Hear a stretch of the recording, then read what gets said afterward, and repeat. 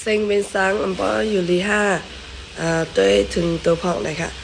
ใส่เขาว่าเป็นเซ็งเป็นวัดขาออกเบอร์ซุนนั่นมันเล็ดไม่นะอะละแหก็จะขึ้นเป็นวัดขาก็ไปจะเป็นวัดแน่เป็นวัดดีมันไหลลงมาก็เท่าน่ะไหลแหนหนักขึ้นไหนให้ขึ้นไหลลงกักขึ้นไหนเป็นจังนั้นค่ะตาปกติเป็นว่าแล้วก็เขาก็เจ็บแล้วแค่จับหนาวนั่นนะทีนี้เมื่อเขาอยู่เมื่อเขาเหตุการณ์ได้เหลียดแล้วโอ้ไปเจ็บไปคอแค่ในซ้ำเหลียดไม่ให้มันจุดถ่องเขาคล้องเขาห่มไข่เขาก็นั่งให้เหตุการณ์ดีอันเขาเหตุการณ์นั้นให้ก็อยู่ตานด้านกำเขาก็ขึ้นไข่แก